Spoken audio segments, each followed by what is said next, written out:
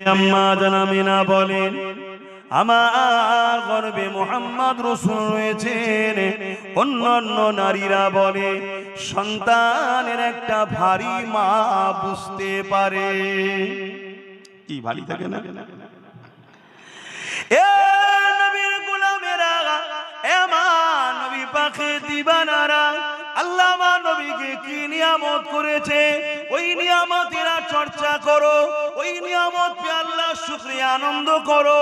আম্মা জান আমিনা বলতে লেগেছে, আমার দুনিয়া জমিনে কোন নারী যখন সন্তান জন্ম দেয়, ওই সন্তান নিয়ে মা বলে আমার একটা কন্যা সন্তান হয়েছে বা আমার একটা পুত্র সন্তান হয়েছে, কিন্তু আম্মা আমিনা বলে আমি একটা নূর জন্ম দিয়েছি।